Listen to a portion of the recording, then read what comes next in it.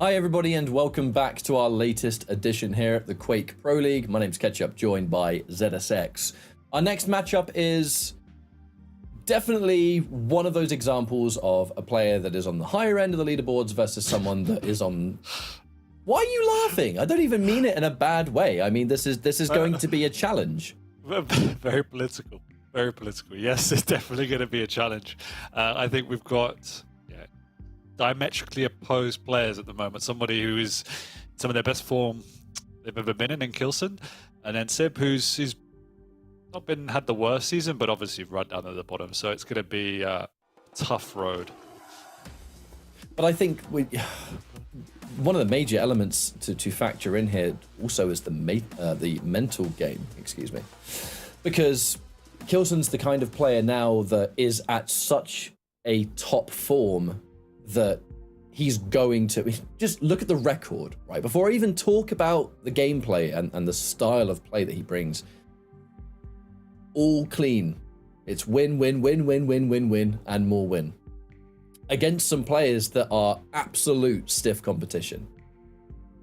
And we have plenty more weeks left to go. You know, we have more weeks left, and then we have the finals. k1llsen is looking like $1 million. Now, the problem is, if you're the kind of player who has sadly been able to show that sometimes the mental game can conquer you, this is the worst kind of player to fight, right? Because this player that you're against is not going to miss. He's going to hit most of his shots. He's going to play that near flawless game of Quake. Because look, when you're on top form, you just do everything better than most. So that player is not going to be phased about how you're feeling. They're going to do their thing, and they're going to play really well. You need to make sure your head's in the game every step of the way. There is no room for any slip-ups. And I think that's the main point with k1llsen, is that he just breaks you mentally. There are, within there, taking maps off the likes of Venga, Zenek, Kudramis, SIB, as you mentioned before the break, has ingredients when he puts it all together, whereby he can perform at that level to contest these players. But I think it was in that matchup versus Venga, where if it doesn't go his way and then he shuts down, it just absolutely, it's awful. And so, you know, GGing 3 minutes in against Venga, we could see a very similar circumstance today. So the question, as you put it, is can he stay in the game mentally? Because if not, k1llsen is one of those players that has that capability to just break you, because he plays such a flawless game, a simple, flawless game with just impeccable aim across the board. Like, it will just break you. So will he stay in the game is the big question we've got to look at. And if he does, it could be a contest. But on the flip side, if that side of the game then falters, k1llsen is one of those players that will punish you time and time again. It leads into what I discussed, what I was talking about kind of in the closing comments on our last matchup, is the importance of these weeklies being able to iron out anything that you might be struggling with as a player. This is a rather major thing. You know, if these weeklies can help you become mentally stronger, that's going to pay for itself when it comes to the weekend that matters the most. Now we have our picks and bans, so we can see what everyone's gone in with. Looks like we do have the Battle of Lights in the lobby alone. Yeah, quite rightly removing the clutch as well. k1llsen wants to remove any kind of, not necessarily unpredictability, but something that could cause an upset, you know, on a single map. Clutch is yeah, a harsh beast to fight sometimes, and even the best players can struggle against what he brings on certain maps. So take that out of the equation. We're now going into a much more standard game, and that's something that is only going to benefit k1llsen here. But Battle of Lights now, the Athena versus the Nyx. Ruins, SIB removing the movement. I quite like that, because there's just less scope to get thoroughly overwhelmed, right? You're able to play a little bit slower. You're not going to deal with someone like k1llsen who, if he smells blood and he knows he can just be aggressive all map long, a crouch slider is going to help him so much to do that, which I guess is one of the elements that perhaps now Anarchy was picked instead. And then Corrupted Keep. BJ coming out there for SIB, k1llsen for just a bit of stability, and then k1ll, of all champions, taken away on Keep. Wonder what that's about. I mean, we have seen SIB play k1ll in the past, but I wouldn't have expected it on Corrupted Keep. If anything, it's just keeping the pool a little bit more open. Although, but Doom was still in the pool as well, so yeah, it's just keeping the pool open, I imagine. But you're right on the clutch ban. We know that SIB will pull that out if it's in the pool. So just to avoid any sticky situations, you want to keep that pretty standard. I think obviously the one matchup I'm really looking at is obviously that Awoken matchup with the Nyx against the Athena. And a well-played Athena is remarkable, but also a well-played Nyx can pretty much beat any champion. So that's the big anomaly for me. Across the board then, it is fairly standard. We're on the rail heavy map of Ruins will be interesting as well. If Ranger can get a bit of a foothold on that map and cycle the items, you can slow that tempo down, which could be in SIB's favor. And then Uncorrupted keep pretty standard again with the BJ against the Kalina. So it really is map one that I'm looking at mostly to see what can SIB pull out here on that Nyx. I think across the board, SIB hasn't done too badly in this draft phase, because I kind of just look at what he has access to in all three of these maps. And even if you are dealing with someone who has a strong level of control on certain items, maybe they're able to cycle around the map a little bit more, all three of these picks in some way has given SIB an element of surprise almost. You know, Nyx is going to have not only mobility that, look, it's not going to compete with Athena, because I don't think anyone can on most of the maps, but having the access to Ghost Walk, kind of a get out of jail free card, could be kind of useful. I'm more thinking of map 2 and 3, because you're going to have the orb, and just the straight damage that orb's going to provide means that even in a fight that you shouldn't win on paper, just having the orb's damage or whatever it is can help. So there's just something SIB has in his back pocket. And I think the BJ is a very similar kind of experience, because a good dual wield and a good couple of seconds of LG, even if Galena has stack, she's still going to have to worry about that. So I think that SIB has given himself these extra elements that will maybe help him out a little bit. But obviously, we've got to play good Quake too. And that is what k1llsen is planning every step of the way. So let's now jump into our first map here of Awoken, looking at things from k1llsen's point of view to start with. And looking for an early start. Don't do it. No. Wow. That's a start and a half, I think we can say. Sign of what's to come. SIB is alive, picking up the health. k1llsen knows exactly where he is, and obviously k1llsen is on his mid-ground. Oh, overconfident with the rail, though, actually swapping out from the rocket the last second. Bit of a mistake, but not punished anywhere near as hard as he should have been. And k1llsen's going to play it safe there and not look to overstay his welcome. You know, we're going to get item first, fight later. The rail hasn't been 100% accurate yet. k1llsen has given himself a bit of a tall order. A lot of these rails that he's firing, he's flying a million miles an hour and has to somehow flick it, but SIB actually looking a bit healthier here. He's got more stack. Granted, only 3 rockets left, so he's going to have to restock on that. And a safe approach from SIB. k1llsen's going to take that first item. SIB much rather have the armor, so I think SIB's playing cautious, and I think that's a good way to play. Oh yeah, he doesn't want to go toe-to-toe with k1llsen. He wants to take positioning and try and trap him, and he's done exactly that. We'll get at this burst frag. After all that pressure, SIB picks it up, 1-0. And that was all through SIB just not allowing himself to be overwhelmed, keep his head in the game, pick up the right items, and so far take no risks. He hasn't taken any significant risks. That rail, arguably a risk, obviously, because even if it hit, the damage you take could be quite massive here, but this is where the Ghost Walk helps out. SIB opts to pick up that small health bubble. I think confident that k1llsen's not going to hang around and try and finish it. We have more important things to attend to here. In k1llsen's case, picking up a lot of these items to try and bring himself back up to a decent stack. It does show you the mindset SIB's in, though, in that there was a lot of respect for k1llsen there. He knew exactly the positioning of k1llsen. He knew the timing. I would have thought he could have gone for an aggressive Ghost Walk. k1llsen had no idea where his opponent was. And now, because of that, he's given up a bit of the map. So, you know, it's one of those situations where you show almost too much respect for your opponents. And we could see there SIB definitely having to delay the spawn there just to stop k1llsen from perhaps getting some kind of free damage right as he appears. Ghost Walk push. Nice! And the gauntlet, okay! There you go. Okay. There's not many people out there that can get a frag on k1llsen like that, so if anything's going to get SIB into this match, that is one way to do it. The LG has been delicious as well, not looking too shabby at all. And he looks for a rocket, can't quite get the damage. And k1llsen is going to escape there. That could have potentially been a third frag there for SIB. But He's still in a pretty decent situation. The one thing he lacks right now, though, is a rail. Yeah, he does, but he's out strategizing k1llsen at the moment, who just needs to settle himself. Looking a bit rusty at the start of this game. SIB's got a good foothold on these major items now, picking up that Mega. He's very healthy. He knows exactly when this Mega, this heavy armor is.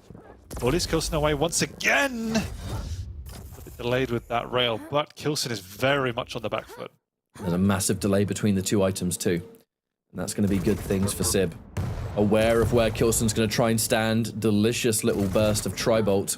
So now k1llsen, unless he picks up some health right now, it's unlikely he's going to be able to really push in for this. SIB, just confident that k1llsen was going to go back there, looking to get some range damage. And, I mean, I'm going to match you. I know where you're going to be. I'm going to push forward. k1llsen, there needs to be a gear shift because SIB is looking fantastic so far. And I think that k1llsen has been, perhaps I would say, underestimating a couple of these plays. Yeah, I was going to say the same thing. There's twice now where k1llsen's jumps in with this rail in situations where he had no right to do so. And to compound that, he's not hitting his rail either. So absolutely, SIB deserves this lead. And I know I said I looked at this game and saying, well played, Nyx can easily take this. And at the moment, that's exactly what SIB is doing. And he's just playing the basics well. He's timing well. He's taking safe pathing routes. k1llsen at the moment doesn't have an answer. That's the strength of Athena right there. I'm on a jump pad, but I'm still not in danger. Another aggressive push. Big risk for SIB. I think would have been feeling a lot better if he got any kind of damage on that. And now this is a scary moment. Oh, the rail, SIB! Are you kidding me, SIB? What a shot! And in doing so, look at how much stack he's brought himself back into. He's got all the weapons, he's got all the ammo. Doesn't have Ghost Walk, but he's in a good situation for this heavy. Now an aggressive push being made. k1llsen taking tons of damage. The amount that SIB has been... Oh, that rail would have been another great shot. But he still has the information. He knows where k1llsen's going to be. Stuck in no man's land. In a good situation for this Mega once more. SIB, that is what I'm talking about. We need to see so much more of this. Man, I think k1llsen just smashed his trophy cabinet with that one. SIB playing around slowly, and he's done this time and time again. Actually, he's gone round. k1llsen actually going up aggressively. The Ghost Walk is forced out, but he did a fair amount of damage in retaliation. He's able to get across the map towards his next light armors. The dangerous thing is, if k1llsen's able to secure a frag and he's in a good position, the frag is clean and he can start to push forward. This is where the next layer of the challenge will start to show its head because... Oh, never mind! Never mind! Forget I said anything because the knowledge. I know you're going to drop down there and take that armor. I'm ready for the angle and I'm going to hit the shot. k1llsen's been really sloppy around these major items as well. A couple of times he's just overexposed himself. Doesn't feel like he's even really timing, and I think there is a lot of frustration at the moment because he's trying to push up here again, which even if you have your opponent low is just a risk. I think k1llsen is SIB learning. is feeling it. There is a potential harsh lesson being learned in this one so far. Oh, SIB! SIB, what is going on here, mate? And the early GG! Oh my god. What? It has been a strange old day, hasn't it, Dan? It's been a strange old day. Wow. The early GG. Memesen. I don't get it. I don't understand. He's just But you mad. know what? I mean, look. Yeah, let's go, SIB. That's what I'm talking about. Oh, God, the commentary is just completely devolved. But what hasn't... Well, I guess technically the match has too, because of the early GG. But that was a side of SIB that if we saw that more often... This is why when I see SIB fight opponents, I know that there's definitely people that can look at cards and you would look at the result and you think that it's very likely we could see a 3-0 here. Twitch economy is in shambles. It is single-handedly ruining it, ruining that Twitch economy. Everyone is back to zero now. The Great Depression of Quake. But we've seen these matches before. Even the I will say notorious week a few weeks ago, where SIB fought Wenger. Even in that week, there was a map that just took everyone by surprise, and it was the final map. Exactly. Because when you look at players that have the means to, even on this map, this is, for me personally, that was my most impressive map I've seen of SIB all season long, because the fortitude, the mental fortitude was there. The decision making was perfectly fine. He made more than one really good reads on k1llsen for like where he was going to go, what kind of angle to take. Even early on, where he knows that k1llsen's going to try and make his presence known near the mega. So what does SIB do? SIB just pushes right forward, completely takes him by surprise. Look, I'm not taking anything away from SIB. k1llsen played a bad map. Let's put it that way. We know that, right? And there was a number of times where he looked visibly frustrated, particularly in the mid to late game. You could see SIB early on, though, just wanted to keep it steady. He wanted to play slow. He wanted to play defensive. And that was emphasized when I said he could have done that aggressive Ghost Walk to steal the Mega. Didn't take that choice because he wanted to have that Ghost Walk and play slow. But as soon as that momentum started to build for SIB, you could see his confidence grow and get into the game. And that's all he needed. And we said it in the intro that, yeah, I don't think anyone expected SIB to walk away with a victory, let alone a dominant victory in map 1. But anyone in the Pro League can beat anyone in the Pro League if they play their best and if their opponent either underestimates them or makes mistakes. And we saw both from k1llsen's side. So, well deserved. Now he's done a GG early, so he can go mentally reset because he was not a happy bunny. So let's see what happens in maps 2 and 3. Because we said it, if SIB can be consistent and hold it together, yes, he can take at least, well, he can take a map. So the question is, can he do it in map 2? It is simply part 1 of this series, isn't it? You know, we still have 20 minutes of gameplay left to go, depending on if the GGs roll out, I suppose, kind of like now. But this is the development, right? This is where the test continues to increase in difficulty, because k1llsen has opted to, right, this map ain't working. Like, clearly this map is not working for me. Rather than just keep my absolute head in it, I'm going to take that time, and I'm now going to take the, I don't know, 3 minutes or so, however long it was. The map has just ended, by the way, so don't worry, we'll be jumping into the next one soon. Taking that time. And that's why it's not always a bad thing for a player to GG something. I think when it's really early, where there's plenty of time left to make stuff happen, that's obviously a different discussion entirely. But part of being a player of this caliber is understanding when to take a time out in any way you can. Because in between maps, there's not much time. So that mental reset that k1llsen is no doubt doing as we speak, the opening moments even of that next map are going to be arguably the most interesting moment of the entire series, because what does k1llsen do from here? You know, we've spent this whole time talking about SIB's mental fortitude and how it's something that we would love to see be built upon, and there are weeks left to build on that. k1llsen's kind of in a similar position now, because, you know, we know k1llsen can get frustrated sometimes as well. Doesn't really hinder his performance that often, though, and I think the consistency this year has shown that. But now, shoes on the other foot. You know, we're going into map 2. I hope we get to see it from k1llsen's point of view first, because I want to see where he goes from here. Yeah, there was some fantastic frags here from SIB, and that was the moment he pushed out, and I think it took k1llsen by surprise right there. But all round. Yeah, and SIB hit his shots, played extremely well. It punished the sloppiness from k1llsen. So, absolutely well played. Yeah, 67% rail. I don't know if he was shooting him actually after the. I think he was. Yeah, all right, fair enough. Fair enough. I think he was. It's really hard to look at the stats after that certain point, because unless I press my tab key like right as the GG happened, that information's long gone. 21-1. That's warping the frag differential for k1llsen now. But anyway, really well played by SIB. Let's have that reset. We're going into ruins now. Now, this is where things have developed, though, Dan, because at the start of this, I was talking about, as we were looking at, excuse me, the picks and bans, and how for the remaining 2 maps, SIB has something beyond the basic rules of Quake that he can use in a pinch. You know, I think Ranger provides that. The BJ's dual wield can provide that. With how that first map went and how mentally rock solid SIB was able to stay, now we're going into these 2 maps where he has that extra damage that only those champions can give him, right? So it feels like there's even a higher amount of pressure on k1llsen, because now if there are mistakes made or things are sloppy, you're now going to have not only SIB hopefully for his sake, able to hit the shots we saw in Awoken, he's going to have an orb. He's going to have 2 guns. Like, this changes things quite significantly.